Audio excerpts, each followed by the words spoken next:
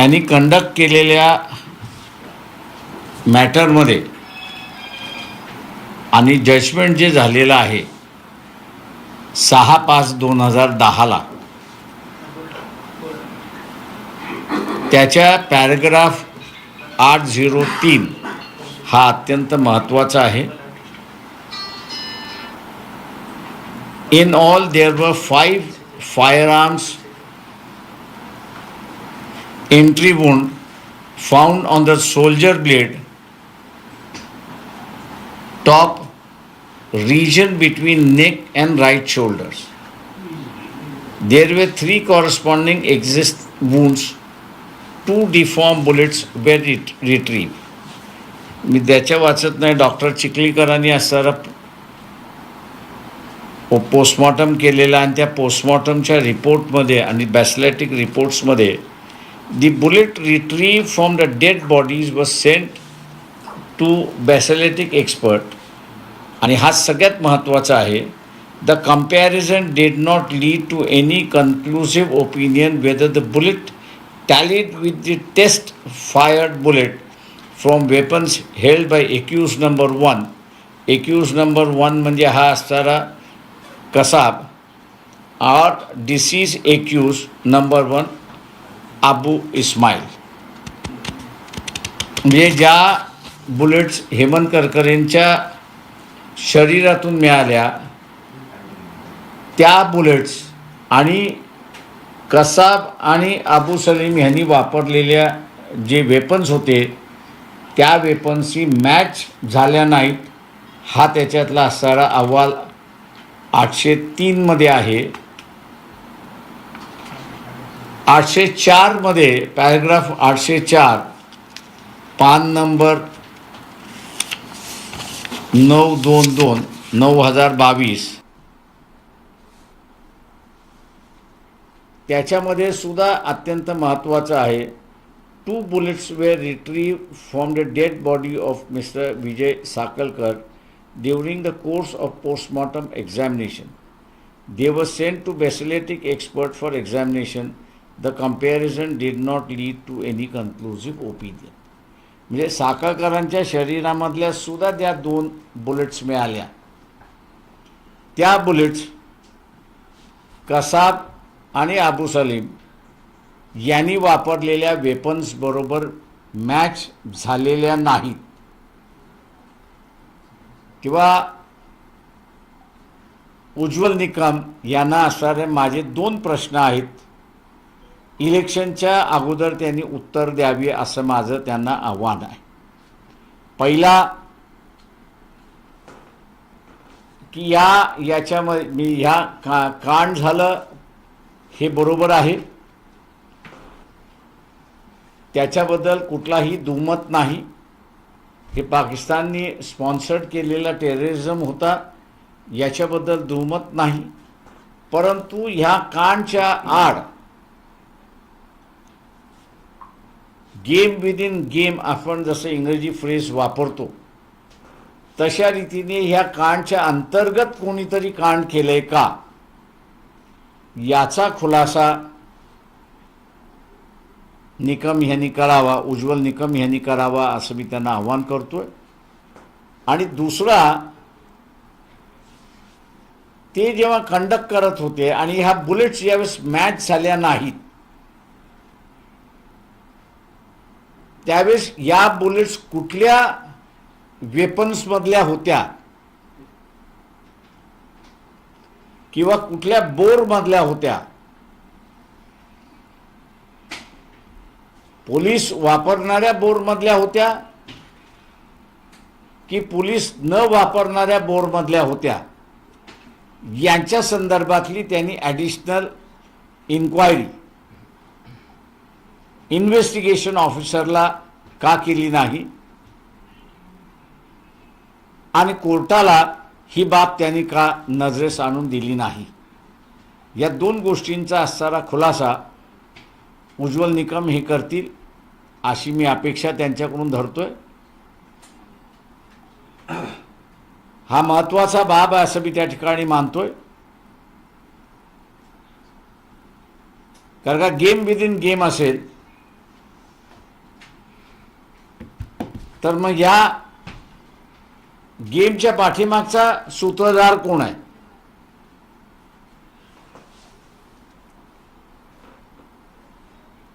उज्ज्वल निकम यांचं असणारं उत्तर येणं हे अपेक्षित मी त्या ठिकाणी धरतो. 2 दिवसानंतर या संदर्भातलं विलासराव देशमुखांशी माझं जे बोलणं झालं होतं त्यावेळेसचं तेही महत्त्वाचं आहे असं मी त्या ठिकाणी मानतो. आणि म्हणून उज्ज्वल निकम यांनी या संदर्भातली आपली भूमिका आणि आपली बाजू इलेक्शनमध्ये स्पष्ट करावी अशी मी त्यांना विनंती करतो.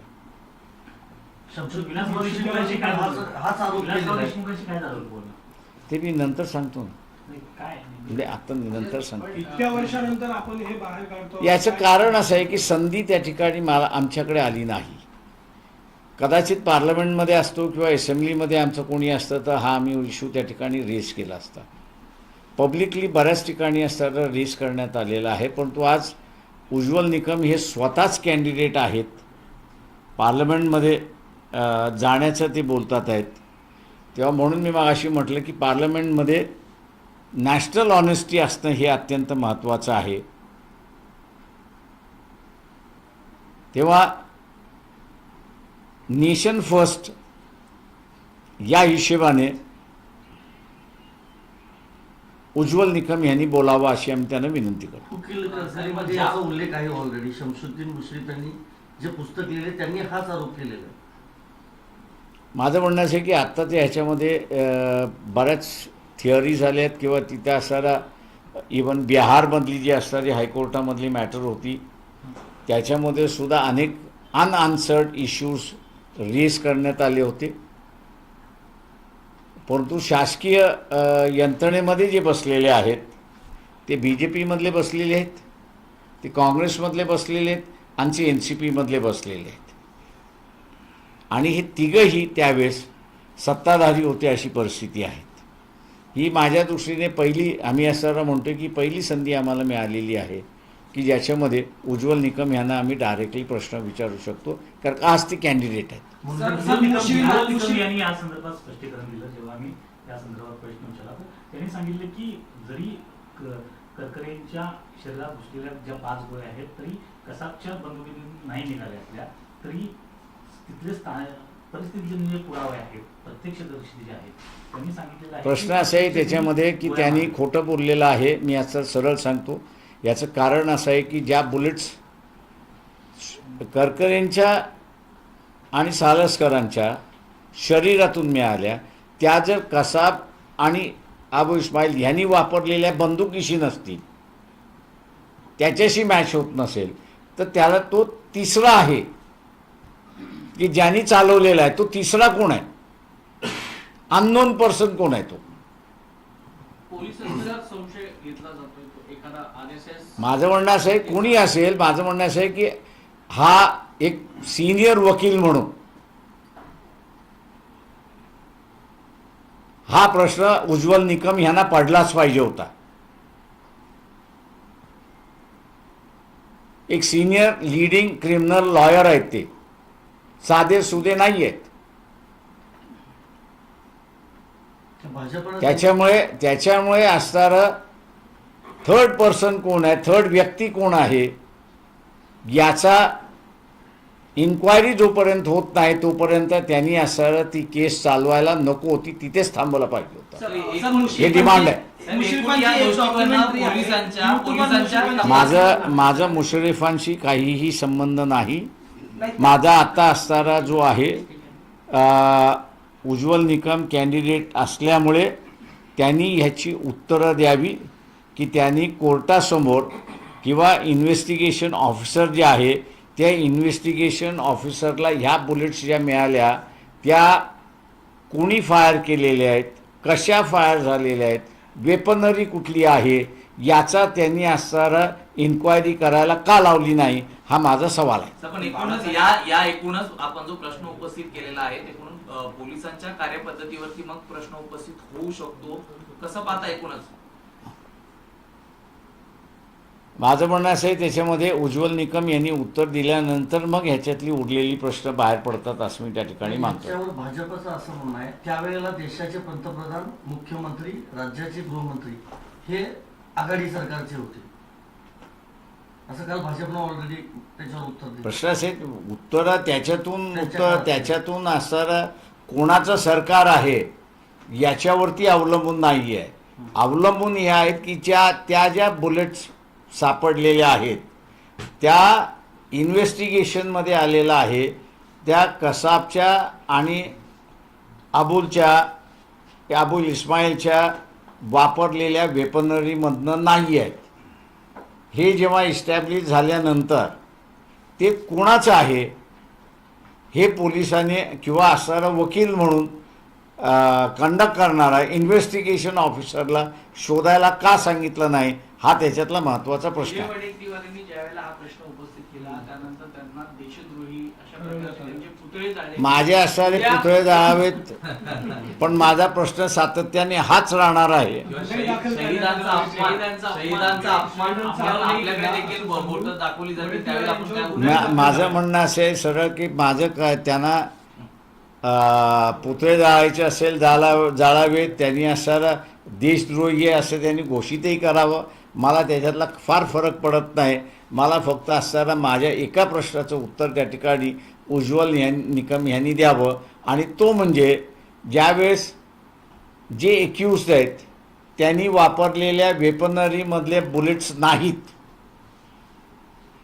त्यावेळेस कुठल्या वेपनरीतनं वापरल्या आलेल्या आहेत याचा त्यांनी इन्क्वायरी मार्फत किंवा कोर्टामार्फत डायरेक्शन देऊन ती इन्क्वायरी का केली नाही हा माझा सवाल आहे. पण बाळासाहेब, गेम विदिन गेम मध्ये एवढं स्पॉन्टिनियस होऊ शकतं की प्लॅनर्स ते असणार. म्हणजे या घटनेचा जर आपण आकार हे पाहिला तर ते गेम विदिन गेम जो आहे तो स्पॉन्टिनियस आहे की प्लॅनर आहे माहीत नाही. No idea. सर भाजपकडून आणि RSS कडून म्हटलं जातं की जबरदस्त मुद्दाम सेफ्रॉन टेररिझम नावाचा शब्द प्रत्येकाच्या मनात रुजवण्याचा प्रयत्न या सगळ्या माझं म्हणणं असं आहे की तो सॅफ्रॉन आहे की तो निळा आहे की तो हिरवा आहे ह्याच्याशी मला घेणं देणं नाही आहे. मला असणारं त्या ज्या बुलेट्स आहेत या कुठल्या वेपनमधल्या आहेत आणि त्याचा फायर करणारा कोण आहे याची नावं बाहेर आली पाहिजे. यात हिंदुत्ववादी संघटना आहेत असं तुमचं म्हणणं नाही? माझं कोणाचाही आरोप मी करत नाही त्या ह्याच्यामध्ये की त्या इस्लामिक टेररिस्ट आहेत, त्या असणारा हिंदू टेररिस्ट आहेत, त्या बुद्धिस्ट टेररिस्ट आहेत, त्या सीख टेररिस्ट असं मी कोणाचंही म्हणत नाही आहे. माझं म्हणणं असं की हू इज दॅट पर्सन हा असणारा बाहेर आला पाहिजे एवढंच फक्त माझं म्हणणं आहे. तुमची ही आजची पत्रकार परिषद ही इनडायरेक्टली वर्षा गायकवाड यांना मदत करणारी असं एकंदरीत माझं म्हणणं असं आहे की तुम्ही स्वतःहून स्वतःच्या प्रश्नामध्ये अडकलाय. सरकार त्यावेळेस काँग्रेसचं होतं. Congress has to answer it now. Sir मुश्रीफांचा एक व्हिडिओ आहे त्यांनी असं त्याच्यात तेही म्हटलंय की यावेळेस 250 सिम कार्ड जे ते ऍक्टिव्ह होते आणि त्यातले 12 जण जे आहेत ते मराठीत सुद्धा बोलत होते याच प्रकरणाच्या वेळेस तेव्हा हे प्रकरण मुंबईत घडत होतं. मला त्याच्यातले ABCD माहिती नाही. He is a police officer त्याच्यामुळे त्यांच्याकडे अधिक माहिती असेल. आम्ही फक्त जजमेंटमधनं जे आलो आणि त्या जजमेंटमध्ये जे लॅक्युनाज आहेत त्याच्यावरती असणारं बोट ठेवून आम्ही बोलतो. सर याला जोडून काय मुश्रीफांचं पुस्तक वाचलंय का? मुश्रीफांचं पुस्तक वाचलंय? नाही वाचलं. सर याला जोडून काल दाभोळकर हत्या प्रकरणाचा सुद्धा निकाल जो आहे तो लागलेला आहे. 2 आरोपींना शिक्षा झालेली जन्मठेपेची तर 3 त्यांच्यावर अॅक्युज मध्ये नाव होतं त्यांना थेट निर्दोष मुक्तता झालेली आहे. दाभोळकर कुटुंब पुढे जाण्याचा विचार करते तुम्ही या संपूर्ण नाही घटने हे संपलं की मग आपण बोलू दाभोळकरांवर. जो आपण प्रश्न उपस्थित केलेला आहे साहेब त्यामध्ये नुसत्या गोळ्याच नाहीत तर नुसत्या गोळ्याच नाही तर बुलेट प्रूफ जॅकेटवर देखील प्रश्न उपस्थित केले होते. त्या संदर्भात पण आपण मागणी करणार का? नाही आत्ताच्या याच्यामध्ये जे काही जजमेंटमध्ये आलेलं आहे त्या जजमेंटमध्ये असणारा बुलेटच्या संदर्भातला आलेला आहे. तेव्हा आम्ही असणारा प्रश्न हा बुलेटच्या संदर्भातच विचारलेला आहे की ते चालवणारा हात कोण आहे आणि तो व्यक्ती कोण आहे तो बाहेर काढा. आणि तो उज्ज्वल निकम यांनी बाहेर काढण्याचा प्रयत्न का केला नाही याचं त्यांनी उत्तर द्यावं.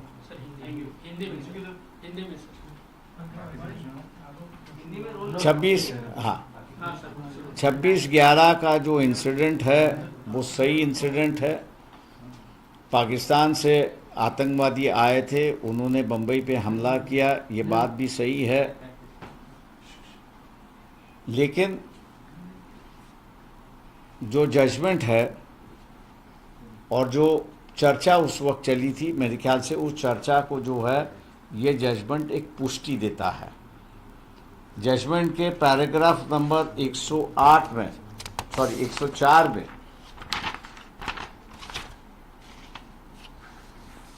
ये कहा गया है कि in all there were 5 firearm entry wounds found on the soldier blade top region between neck and right shoulder. There were 3 correspondent exist wounds. 2 deformed bullets were received. उसके नीचे जिन्होंने डॉक्टर चिकलीकर उन्होंने पोस्टमार्टम किया, उनका opinion वहाँ पर दिया हुआ है। The bullet retrieved from the dead bodies were sent to basaltic experts. The comparison did not lead to any conclusive opinion whether the bullet tailed with the test fired bullet from the weapon held by accused number 1, that is Kasab, or deceased accused number 1 Abu Ismail.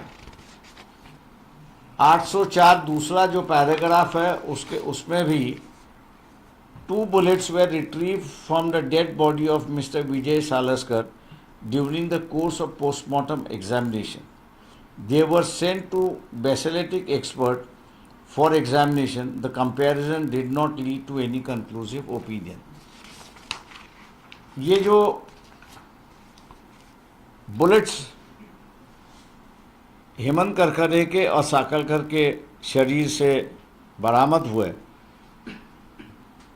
ये बरामद हुए bullets जो है और जो weaponry Kasab और अबू इस्माइल कैरी कर रहे थे, उनके साथ में था, उससे ये मैच नहीं होता है, उनके वेपन से नहीं है, ऐसा बैसलेटिक एक्सपर्ट जो है उनका कहना है। तो इसका मतलब यही हुआ कि इनके बुलेट से उनको इंजरी नहीं हुई, बाहर किसी के बुलेट से उनको इंजरी हुई है, और एक नहीं 5-5 और 2-2 बुलेट्स उनके शरीर में दाग दिए गए हैं। इसलिए जानकारी ये हम लोग चाहते हैं कि ये तीसरा आदमी कौन है, ये गैर व्यक्ति कौन है। उज्ज्वल निकम बीजेपी के लोकसभा के कैंडिडेट है और लोकसभा के कैंडिडेट होने की वजह से अब उन पे जिम्मेदारी है कि वो इस बात का खुलासा करें। मौका हम लोग ढूंढ रहे थे कि इस इशू को उठाने के लिए कई बार लोगों ने कहा, किताबें भी लिखी, पब्लिकली चर्चा भी हुई, लेकिन उसका कोई जवाब देने के लिए तैयार नहीं था, क्योंकि उस वक्त की सरकार जो है कांग्रेस की सरकार थी, विरोधी दल जो है वो बीजेपी था और एनसीपी जो है वो सरकार में थी उस वक्त।